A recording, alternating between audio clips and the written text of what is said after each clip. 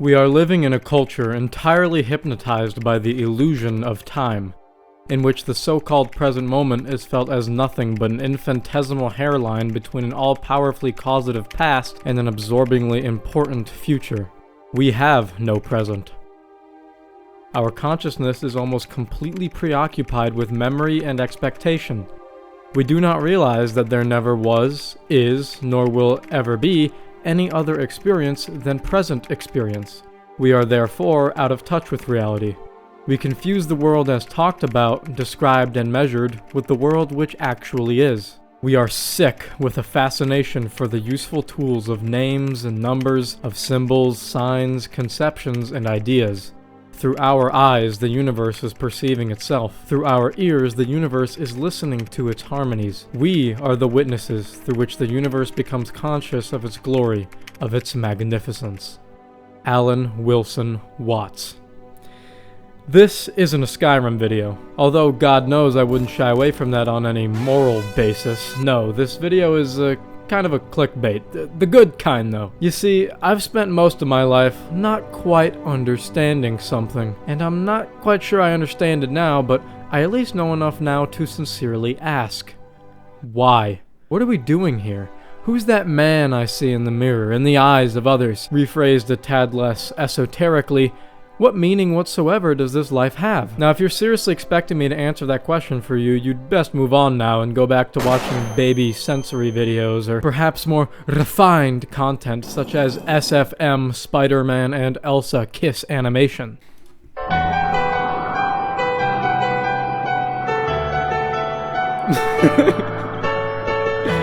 This shit is kinda good, actually. Oh my god. I know the way. Do you know the way? Bro, what the fuck? Did that actually just happen? What the fuck? Why did that happen? You know what this... No, I'm afraid you're gonna have to wait until I escape samsara or some shit to even begin to answer that question for you, but a question I can answer is, what the fuck is up with Skyrim?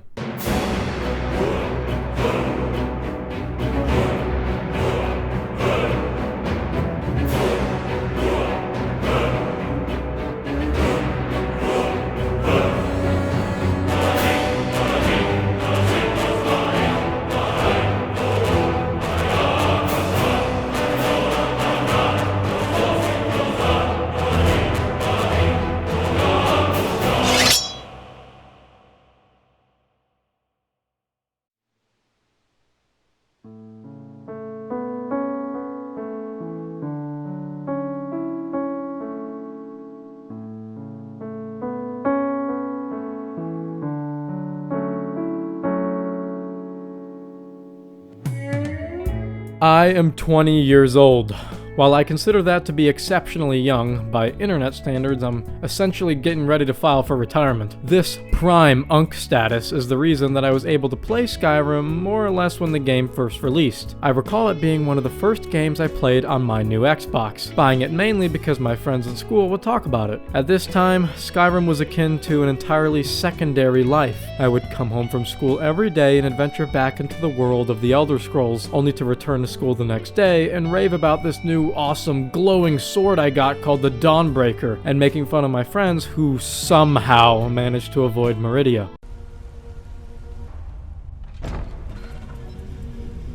A new hand touches the beacon.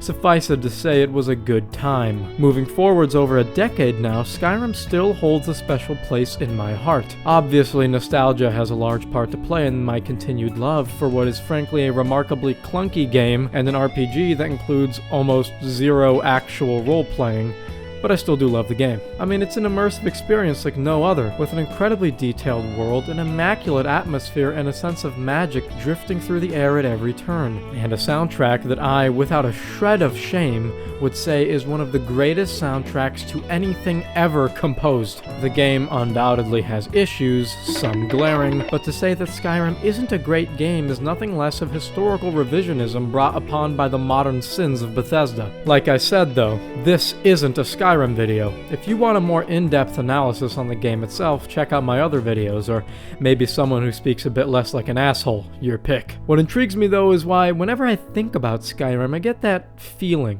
If you've played, you know the one. The same feeling when you think about something warm from your childhood, or depending on your childhood, maybe not, but you get my meaning. And no, I don't think it's just nostalgia, or more accurately, it's not what you think nostalgia is. Or is it?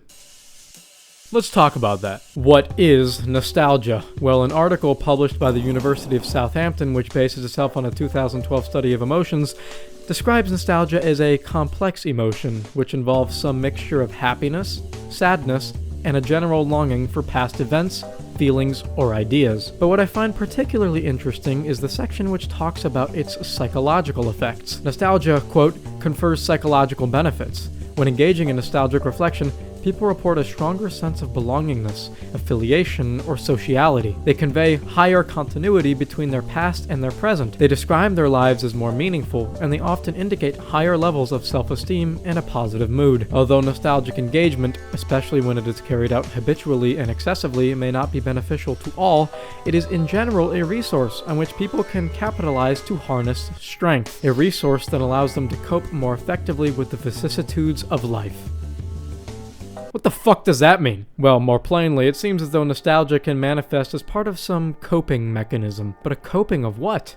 How exactly does longing for the past improve the now? Well, funnily enough, I think the Skyrim answers that question. Remember that feeling I was talking about earlier? That one that makes you want to replay Skyrim again? Well, I've no doubt, if you do, that one of those times the feeling won, and you decided to reinstall the game. You might have even spent an hour or two downloading some essential modifications and preparations for this incredible return to a legendary game, only to start the game, go through Helgen, run your ass to Riverwood, and then feel just kinda bored. Whoa, what the hell's going on here, huh? Just a brief while back, you were reminiscing about Skyrim like it was some lost loved one, and now that you're playing it, you're like, don't I have, like, some dishes or some shit to do? Like, what the fuck am I doing? The feeling wins. You turn the game off, and you send it back into purgatory where this faded memory belongs. Again, no shade to Skyrim, obviously. It's a great game. But what happened here? There appears to be some manner of incongruency between the memory of Skyrim and the actuality of booting it up today and playing it. Well, quite simply, I posit that it is not Skyrim you miss, but who you were when you played Skyrim. That is to say, a child. And when I say you, I mean me. It's all the same anyways. So then, nostalgia it is. We've cracked the case. Nothing more to be said. There isn't some stupid esoteric truth of the universe lurking around this conversation. You just miss being a kid. You know, no stupid job, no stupid taxes, back when women were icky and not 20-year-olds named Madeline who break your heart! If you're watching this, I want my buffalo hoodie back. Bullshit aside, I mean, so what? It's kind of obvious you'd miss being a version of you that was more carefree. I mean, what does this have to do with anything? But I think it's a little more interesting than that. Why exactly were we more carefree as children? Well, obviously we had fewer responsibilities, but how does something so simple turn into a lifelong obsession with the sheer aura of Skyrim that activates like a sleeper agent activation code every time Secunda starts playing? Why do we feel the need to subject ourselves to a state of nostalgia in order to cope with what our lives have become? Now, to answer that question, I have a story. It was a gloomy Tuesday afternoon. The air was thick with the specter of a rainfall that had occurred only moments prior, with droplets still materializing as a reminder of what once was. I was on a walk. I often enjoy going on walks, as they act as a great excuse to fuck around and listen to music instead of being productive. The setting of my walk was inside of a large wooded area, sat beside a large city. The trees and the animals seemed to drown out the city and created a sort of safe haven. I was listening to music at the time on my AirPods, probably something like Pink Floyd or Simon and Garfunkel, because you know, I may look young on the outside, but on the inside, I'm getting ready to take a sunglasses Ford F-150 selfie. It was about 15 minutes into my walk that I had noticed a dried riverbed, and, like Un Caballo Sin Nombre, the story it told of a river that flowed made me sad to think it was dead. To think there was once a great, beautiful flowing river carving its way through the earth and providing moisture to the surroundings, a home to the fish, and drinking water for local wildlife was now nothing but an empty shell, a dead, decaying husk of what once was. I paused my music and looked onward longingly at the sight. What did I long for? I continued my walk until I reached a pond, small enough to be rather unimportant, but large enough to house fish. Lo and behold, I spotted a fisherman casting his line into the pond, an old man with a kind demeanor about him. My melancholy and curiosity twisted within me in such a way that compelled me to speak with him. I walk up and ask the man, "Are the catches good today?" The man looks towards me and smiles. "Not really, they never are here." He throws another line. I laugh, simultaneously in confusion and hilarity. "So why fish here?" "Well, I used to fish in that river, Old Buffalo Creek we used to call it, though it isn't technically a creek," he laughs and continues. "But things change. As I grew old, the earth grew with me, and Old Buffalo Creek belongs to time now. I fish here because even if I don't catch much, I remember the time I used to laugh and smile fishing with my dad, then my wife, now just me. Just for a brief moment, I think of nothing but the task at hand. Throw the line, feel for a tug, and reel it back. For me, this is what life is all about." I give the man an understanding nod, thank him for telling me his story, and continue about my journey. On the way back, I pass by that dried up river again. Old Buffalo Creek, I think to myself. But I notice now not the lack of the river, but the utter fullness of that which has taken its... Fucking shitting... Fuck. Chill out, bro. That was it. But I notice now not the lack of the river, but the utter fullness of that which has taken that space. All manner of plants, small animals, dragonflies, and a beautiful scent from the flowers that brought forth the thought of spring. And like when spring turns to summer, it became apparent to me at that moment that nothing had died. It was merely transformed. There was no great loss. Nothing to mourn, nothing to miss, because there was never something concrete here in the first place. River is nothing more than a word, a man-made human abstraction which loosely referred to a certain state of being, disconnected water molecules moving in what appeared to be a formation to some end goal. But there is no actual formation. And there is no end goal. Our attempt to put into words, that is to say, measuring something which cannot be measured, has obscured the actual truth of what we were talking about in the first place.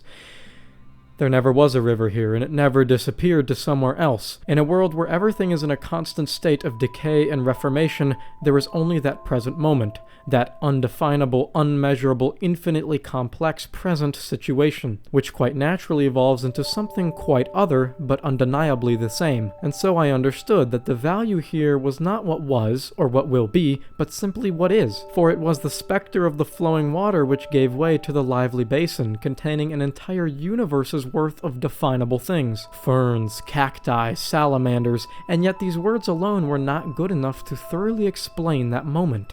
You just had to be there. But you are here. Everyone is here. Whether they know it or not, the present moment is inescapable, and the more you try to recapture the past or control the future, you lose yourself in man-made ideas and fantasies that do not exist. Like the fishermen, do not act out of loyalty to the past, or megalomaniac fantasies about control for the future, but for the sake of completely fulfilling that which you are, have been, and always will be you in the present moment. Remember the past such that you may learn. Prepare for the future such that you may survive the winter. But do not confuse them for reality, lest you spend your whole life chasing a will-o'-the-wisp that never reaches your grasp.